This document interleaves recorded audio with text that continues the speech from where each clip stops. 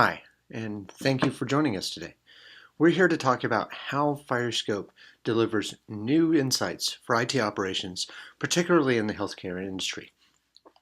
So we at FireScope firmly believe that IT needs to take a fundamentally different approach to the way they manage their infrastructure.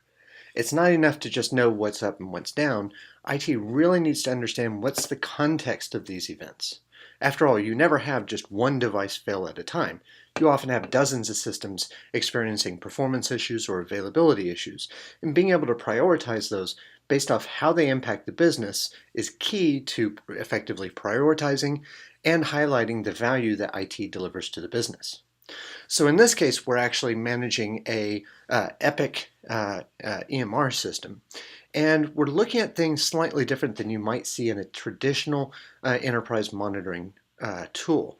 So for example, we're looking at things like the outcomes of the service. For example, how many patients have been admitted, which means they were using our Epic system to record that information. How many records were generated?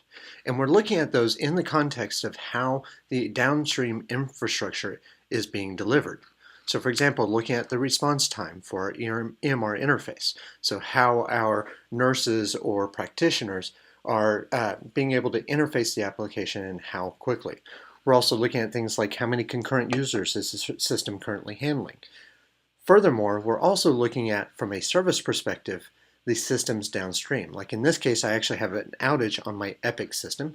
And if I click here and drill down into that service group, I can see each of the events that's going on within it to understand how users are impacted and potentially start resolving the issue as quickly as possible.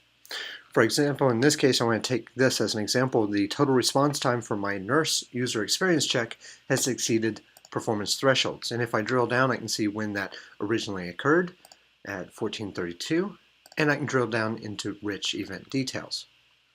So from here, I can see basically everything I need to know about this particular event, including I can look at all the relevant metrics leading up to the time of the event, as well as a couple of minutes before and a couple of minutes after to see if this was potentially just a momentary blip, as appears to be the case here, or if this is a long-term trend. One other element I also want to highlight in this use case is our integration with Surewell Service Management.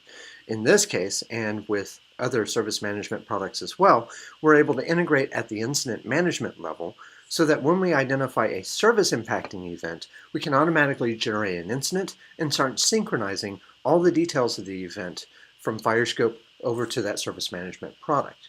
That means while the IT service management team is focused on their service management product and working the problem from within there, the IT operations team can work through FireScope, and both teams are kept in sync at all times. This is going to help me resolve the issue faster and be more effective at first-time response. Now, if I go back to that dashboard that we were looking at, I also want to highlight a few other elements that we're able to do. So for example, being able to look at the SLA for the service across all layers of the stack. In this case, I've got an SLA against the service that's collecting information like the overall basic availability of the service. I'm also evaluating how often we're generating records. I'm also evaluating our storage utilization around the service, as well as the user experience. And in each case, I'm able to weight these accordingly. So for example, the storage performance doesn't impact overall service health nearly as much, so I weight it much lower. For each of these, we are also able to analyze a business impact or a cost to the organization for every minute of downtime or even performance degradations as well. So during this period, I can see that I've achieved an SLA of 69%, even though I expected a 99% SLA. So this really helps me understand from not only the user's perspective, but also map to complex business requirements for my SLAs and evaluate long-term performance. Now, I also want to highlight how we get to this, how we're able to model this information and get to these kinds of dashboards. Because one of the things that we often run into with organizations is we walk in, we explain that we monitor the infrastructure from the service perspective, and not many organizations have a clear-cut understanding of what delivers their service. That's why FireScope includes a Service Insight service dependency mapping capability. With this capability, what we do is actively listen on the network to identify how services are being delivered and map out the dependencies of those services. I'm going to go into one quick example over on the QA there. We'll pop into this one. So in this particular instance, we actually have a complex web application where we have been listening using NetFlow data and some port mirroring to identify that users are requesting this particular service and initially requesting access to the UI servers. From there, the solution's mapping how those UI servers are being called to and from remote systems. So for example, in this case, we have an application tier that is the primary source of communication, and we are also communicating with a backend MongoDB backend, and I can see how those connections are being made.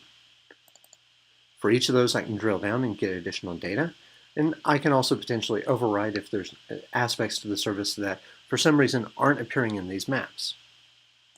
Now, the nice thing about this particular approach is that by listening to the network, we are platform and application agnostic.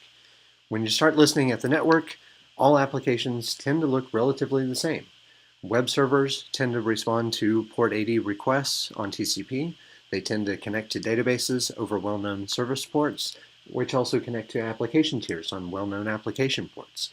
By doing that approach, we don't have to worry about whether or not you've customized the application or if it's a completely homegrown application. Now, once we've done this discovery dependency, we then approach it additionally with storage, virtualization, and network discoveries that provide much richer context in terms of telling us about the physical dependencies of each of these applications, the virtual dependencies, in terms of whether or not it's a virtual machine running on a physical host, as well as the storage requirements for the service.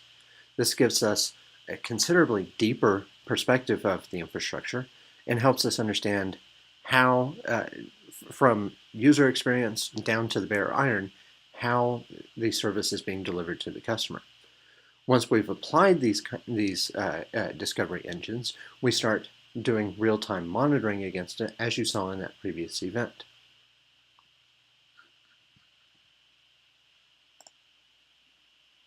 So that allowed me to model the Epic system itself.